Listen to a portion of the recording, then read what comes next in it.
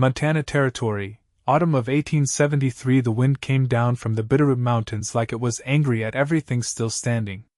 Naomi Whitlow stood just beyond the edge of her father's land, her boots sinking into the half-frozen mud, her shawl pulled tight across her chest as her mother's voice echoed behind her like a door slamming shut. "You're not welcome here anymore." She did not cry. She had cried the night before, when the midwife told her in a whisper, away from the firelight and the ears of Naomi's husband, that the bleeding was not just this time. That it would keep happening. That her body would never carry a child to term. Now she was no one's wife, no one's daughter. Just a woman with empty arms and a name no one wanted to say aloud anymore. The road ahead was quiet. No wagons. No shelter. Just the trail that ran west beyond the burned-out pine trees, toward the cattle towns and the men who lived rough and drank harder. She walked. The sun was low when the horse came up behind her, slow and steady. She turned, unsure whether to be afraid or hopeful. The rider was tall in the saddle, dark-coated, a rifle slung across his back but not in his hand. His hat shaded his eyes, but she could tell he was watching her careful, like a man used to dealing with spooked animals. "Ma'am," he said, voice low and warm. "Are you walking by choice or trouble?" Naomi squared her shoulders. "I am not in the habit of explaining myself to strangers." "Fair," the cowboy said. He dismounted. "Name's Hollis Oakes. I have a small spread east of Dillon. I saw you walking alone and figured something wasn't right." She looked past him at the trail. Her feet ached. Her stomach was empty. "I am not headed to Dillon." "Where are you headed?" She hesitated. "Anywhere that will take me." He studied her for a long second, then stepped closer. "You look like you could use some stew and a warm fire. I will not ask questions you do not want to answer." Naomi had always been a proud woman. But pride did not keep you warm at night. It did not fill your belly. It did not keep you alive. "I will not stay long," she said. "You can ride with me," Hollis said. "Horse's name is Samson. He likes quiet folk." She mounted behind him. They reached his cabin just before nightfall. It was built into the side of a hill, wind-blocked and quiet. A curl of smoke rose from the chimney, and 2 dogs came out barking until they smelled her and settled. Inside, it was plain: a cot, a small table, shelves lined with jars and beans and coffee tins. It smelled of cedar and tobacco. He handed her a bowl of stew and did not say a word until she had eaten every bite. She felt his eyes on her, but not in the way men usually stared. He looked at her like he was trying to see what she was made of. "You got a name?" he asked after a while. "Naomi." "Naomi," he said, like he was testing the feel of it. "You got family out here?" "Not anymore." He did not ask why. She liked that. She stayed that night curled up on a pile of quilts near the fire. He took the cot. In the morning, he gave her coffee and asked if she wanted to help him mend a fence. She said yes, and that was how it began. Days passed and became weeks. Naomi helped with the cooking, the mending, the horses. She never said much, but Hollis never pushed. He worked beside her like she had always belonged there. One morning, after he handed her a tin of biscuits, he said, "You do not owe me anything, Naomi. I just want you to have a place where no one throws you out." She looked up at him. "What if I can never give anything back? What if I am just empty?" His jaw flexed. "Then I will be enough for both of us." She froze. He meant it. She could see it in his face, not a promise made in pity, but a truth spoken plain. He had been alone too. Maybe not banished, but weathered by the same kind of loneliness that never showed on the outside. That night she sat beside him on the porch as the wind died down and the stars came out. He handed her a blanket. Their hands touched. "I was married," she said quietly. He nodded once. "They put me out when they found out I could not give them children."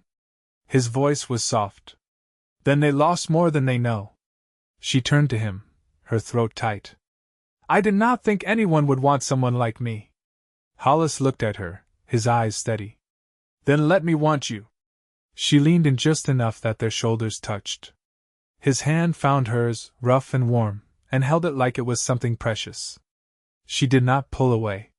And for the first time in a long time, Naomi felt like she was not broken. Just bruised, maybe. And maybe some bruises healed. They sat like that until the moon crested the ridge. And they did not let go. By early November, the first frost settled into the ground like it meant to stay. The mornings came silver and cold, breath rising in plumes, the creek behind Hollis's cabin skimming over with ice so thin you could snap it with a fingertip. Naomi poured water into the basin with stiff fingers, rubbing them together before washing her face. The wind had chapped her cheeks raw, but she liked the ache. It reminded her she was still here, still waking up in a place where no one looked through her. Behind her, the door creaked and Hollis stepped out, shrugging into his coat. He carried 2 bridles over one shoulder, and his voice was quiet. Gelding needs his shoes checked. I figured you might want to help. She dried her hands and turned. I've never shot a horse. You'll learn, he said. Most of it's just listening. They walked the short path to the lean-to, where the mare and gelding stood huddled together, tails flicking. The sky hung low, pale and heavy, and Naomi swore she could smell snow on the way. She watched as Hollis crouched beside the gelding, lifting the hoof and running a hand down the leg like he was reading a book. He showed her how to hold the rasp, how to check for cracks, how to watch for signs of strain in the pastern. She followed his lead, slow and careful, hands steady where once they would have trembled. You learn quick, Hollis said without looking up. I listen, she answered. The corner of his mouth tugged up, not quite a smile, more a quiet approval. He handed her the hammer and let her tap the nails in herself. When she finished, he ran a hand over the hoof, nodding once. You'll do fine here. Naomi set the hammer down and leaned against the stall door, watching the wind ripple through the pasture grass beyond. You ever think about leaving this place? Not in years, he said. I built it with the idea of staying. She didn't speak for a moment. Then, I never had land. My husband worked someone else's cattle. We shared a roof, not a home. Hollis straightened, brushing dirt from his palms. And what do you want now? She looked at him, not blinking. To belong somewhere that doesn't depend on what I can give. He didn't answer right away. The horses shifted behind them, hooves crunching straw. Then he said, belonging isn't a thing you earn. It's a thing you're offered. She turned that over in her mind as they walked back. That evening, she sat by the hearth plucking feathers from a grouse he'd brought in. He stirred something in the pot with a wooden spoon, scent of sage and rosemary rising. His movements were easy, unhurried, like he had nothing to prove and all the time in the world. You always live alone? She asked. He didn't glance up. My younger brother used to bunk here winters. He left for Miles City some years back. Got married, opened a feed store. You ever want that? She asked. Hollis set the spoon aside and met her eyes. I wanted peace. I thought I'd find it in the quiet. Didn't know it could come in someone else's footsteps. Naomi looked down at the bird in her hands. Her voice was soft. I used to think peace was something you had to pray for. Now I think maybe it's something you build. He stepped closer, crouching beside her so they were eye level. The fire cast shadows across his jaw, but his eyes stayed steady. If you ever want to build something here, he said, you wouldn't have to do it alone. She didn't answer, just reached for the next feather and pulled. He stayed beside her, close enough to feel the warmth of his shoulder. She didn't move away. The fire crackled, and somewhere outside, a coyote called into the dusk. Later, after the stew was eaten and the lamps turned low, Naomi stood at the window staring out at the dark. Hollis was behind her, quiet as always, waiting instead of asking. I used to dream of children, she said. Little hands, soft voices, someone to carry forward the parts of me that were worth keeping. She felt his presence behind her, solid and grounded. I don't dream that anymore. But I still want a life that matters. You think this life doesn't? He asked. She turned then, slowly. I think I'm still learning what it means. He reached for her hand. Not to pull her closer, but to let her decide. She looked down at their joined fingers, then raised her eyes to his. You said you'd be enough for both of us, she said. I meant it. She stepped toward him, just one pace, until his breath mingled with hers. Then let's build it. Not because we have to. Because we can. His forehead touched hers. Nothing rushed. Nothing taken. Just a quiet agreement, sealed in silence and the soft hush of wind outside the walls. They stood there until the fire died low and the cold crept in again. When they lay down that night, she rested her head against his chest, and for the first time in too long, there was no emptiness left in her. The snow came in mid-November, slow and steady, laying down a clean hush across the valley. Naomi woke to it blanketing the pasture, the fence rails softened under white, the sky a pale curtain above the pines. She stood at the window, arms folded, watching the mare paw at the drift near the trough. Storm will last the day, Hollis said behind her, pulling on his boots by the hearth. Could use help splitting kindling if your hands aren't too cold. I'll manage, she said, reaching for her shawl. They spent the morning in the lean-to, steam rising from their breath, the rhythm of the axe marking time. Hollis worked without hurry, stacking the split wood in a neat column beside the cabin wall. Naomi took to it with quiet precision, her swing clean and measured. She didn't speak until the sun rose high behind the clouds. You always planned to stay a rancher? She asked, setting another log upright. No, he said, wiping his palms on his trousers. I signed on with a freight line out of Virginia City when I was younger. Thought I'd see the coast. Never got further than Helena. What changed? A teamster got himself gored by a steer. I took over managing the cattle till we finished the run. After that, I couldn't go back to hauling crates. She paused, the axe still in her hand. You ever regret it? No, he said simply. Never liked moving from place to place. I'd rather know the land I work than dream about places I'll never belong. She nodded once, then went back to her splitting. That evening, when the wind picked up and the snow returned, they stayed inside. Hollis lit the oil lamp and brought out a worn deck of cards. Naomi sat cross-legged on the floor, her skirt tucked under her knees, watching him shuffle. You play? He asked, dealing 2 hands. I used to. My uncle taught me when I was small. Let's see if you remember. They played until the fire crackled low, the corners of the cards soft with age. Hollis lost more hands than he won, but didn't seem to mind. Naomi's laughter came quiet but steady, surprising them both. When she finally set her cards down, she looked across the table and said, You ever think about what kind of man you'd be if things had gone different? Hollis leaned back, arms folded loosely. I reckon I'd be meaner. Maybe quieter. Hard to say. I think I'd be bitter, she admitted, her voice low. If I hadn't found this place. You. He didn't respond right away. Then he reached across the table and laid his hand over hers. You could have turned bitter. But you didn't. She looked down at their hands. Maybe I was waiting to not be alone. Then I'm glad I was here when you stopped waiting. Naomi felt something shift deep inside her, not sudden, just sure. Like a river finding its right path after long wandering. The next morning, they saddled up and rode out to check the far fence line. The snow had lightened, leaving a crisp crust over the ground. They passed a line of elk tracks, and the trees bowed under the weight of white. Naomi rode slightly ahead, her back straight, her braid tucked into the collar of her coat. At a break in the line, Hollis leaned from the saddle and examined a post pulled loose from the frost. Naomi dismounted and held the rail while he reset it.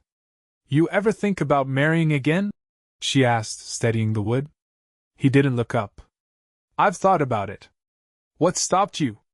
I hadn't met the right woman. She held his gaze when he finally turned. And now? He tied off the wire and stood. Now I want a life with someone who already knows how to stand through a storm. They rode home without speaking. But the silence wasn't empty. It was full of things understood. That night, just before turning down the lamp, Naomi walked to where he sat by the fire, mending a saddle strap. She knelt beside him and took his hand. I don't have a dowry. I don't have a family to ask permission.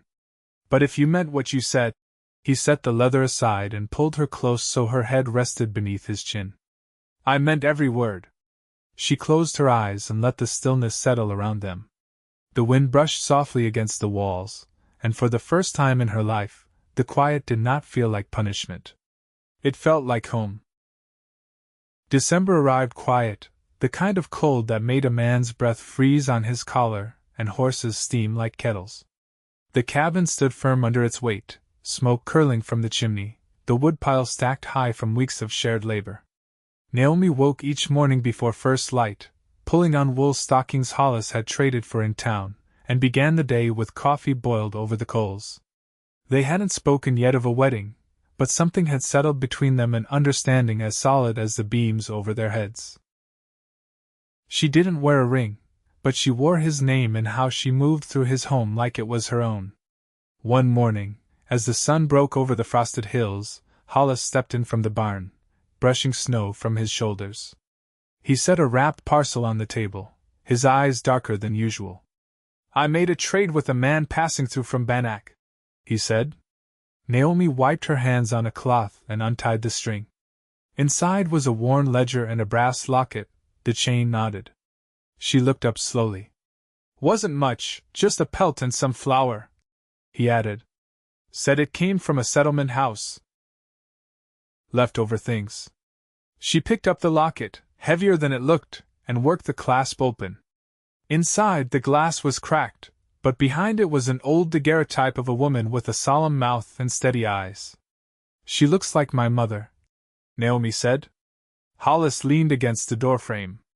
I thought maybe you'd want something of your own to keep. She closed the locket gently and set it on the table. I haven't had anything that was mine since I left Missouri. You do now. Later that week, word came from the north. A neighbor rode in, boots caked with ice, and said a fever had taken hold in Red Rock. Naomi listened from the porch while Hollis asked questions: how many were ill, how far it had spread, whether help was needed. That evening, she found him oiling the rifle, his jaw set. You're going, she said.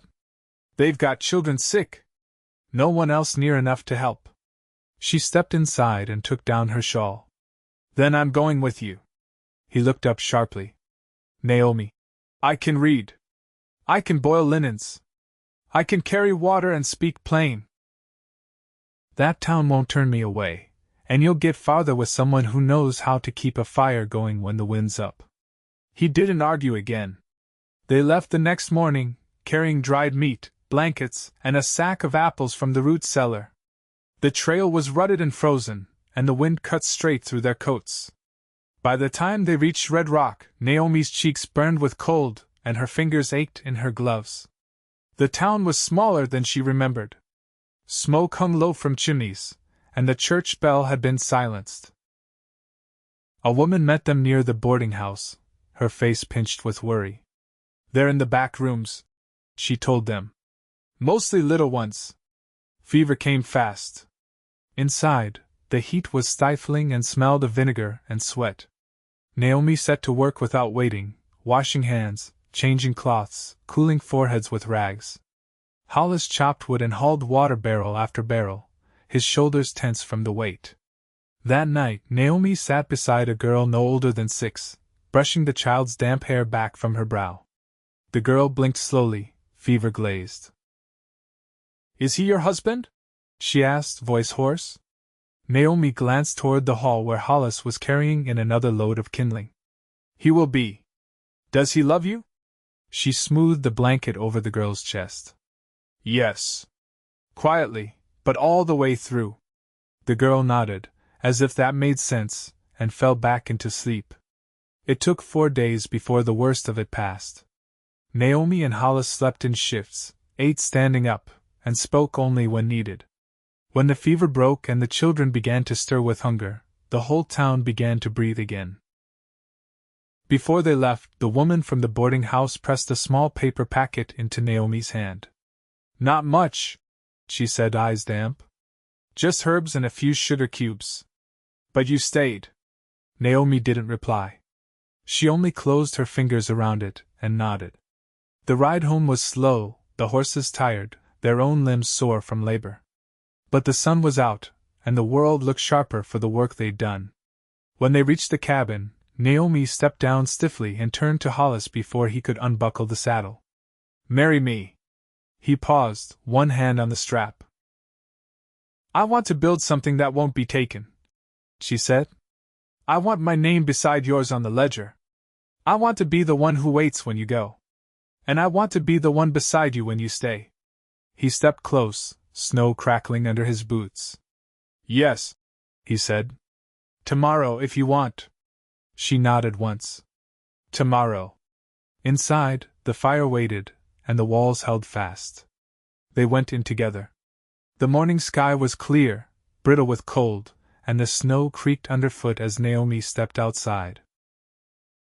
She carried a pail to the pump, her sleeves rolled, and her braid tucked under the wool cap Hollis had left on the peg for her.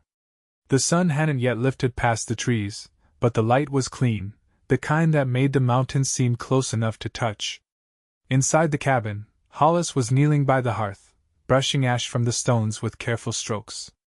When he heard the door open and close behind her, he didn't rise. Just looked over his shoulder and said, "Parson's due before noon." Naomi set the water on the stove, the warmth already threading back into her hands. "You sure he'll manage the trail? He's got a mule with more sense than some men I've known. He'll make it." Outside, the dogs barked once, then quieted. A raven passed overhead, wings slicing the air like a blade.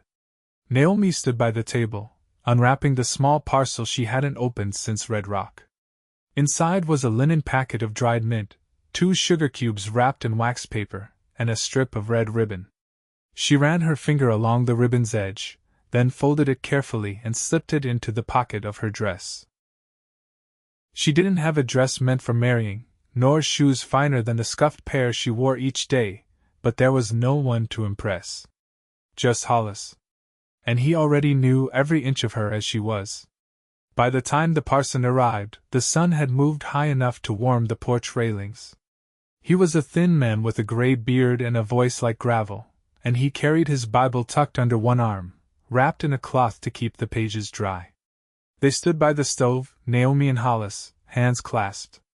The parson spoke the words steady and slow, and Naomi kept her eyes on Hollis's the whole time. When the vows were said and the rings replaced with a simple nod of promise, the parson closed his book and said, "That's a good match. You'll hold steady." He stayed for coffee and bread, then left with a nod and his mule picking carefully over the icy path. That evening, Naomi and Hollis sat on the porch wrapped in a quilt, the dogs asleep at their feet. The stars had come out sharp and bright, and the creek below whispered beneath its skin of ice. "I never thought I'd feel wanted again," Naomi said, her voice quiet under the dark. "You were never unwanted," Hollis said. "Just misplaced." She leaned into him, her cheek resting against his shoulder. "I didn't think I'd be brave again either. You were always brave.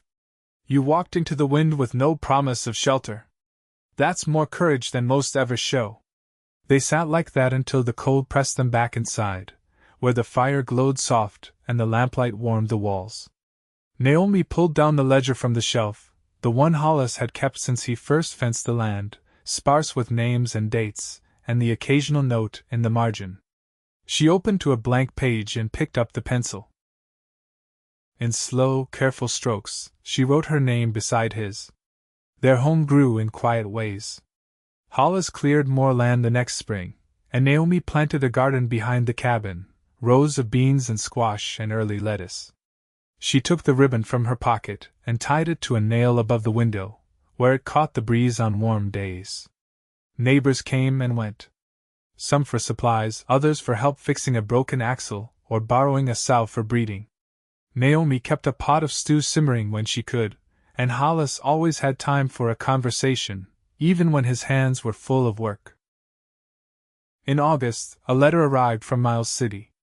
Hollis's brother, Ezra, written in a neat, stiff hand. He'd heard about the fever in Red Rock, had seen their names mentioned in a trader's account. He was bringing his family through come fall, hoping to settle closer. Hollis read the letter aloud, then passed it to Naomi. "You mind company? I'll make room," she said. "If they bring children, we'll need a second table." He smiled, and she felt it down to her ribs. The autumn passed golden and slow. Naomi hung dried herbs from the rafters and stitched new curtains from old flour sacks. Hollis built a bench for the porch, wide enough for two, and sanded it smooth. They never spoke of the people who turned her away. Never spoke of the husband who hadn't fought for her, nor the blood she'd lost. Those things had faded into the earth beneath their feet, buried deep and quiet. What remained was the life they'd built from what others had cast aside. On the first snow of their second winter, Naomi stepped outside with a mug of coffee, watching the flakes gather on the fence. Hollis joined her, his coat open, a fresh cut of wood under his arm. He set it down, looked over the pasture, then back at her. "You still glad you stayed?" She reached for his hand. "Every morning. Every night." He didn't answer with words. Just pulled her close, their breath mingling in the cold, and kissed her like the world had stopped turning and there was nothing left to wait for. It was not the kind of love written in books, nor sung in church hymns. It was steadier than that. A fire that did not need tending because it never threatened to go out. And when the years passed, as they always do, and the world changed slowly around them, Hollis and Naomi stayed the same. Two people who had once walked alone, now walking side by side. Home was not the place they lived, it was the life they made in each other's hands.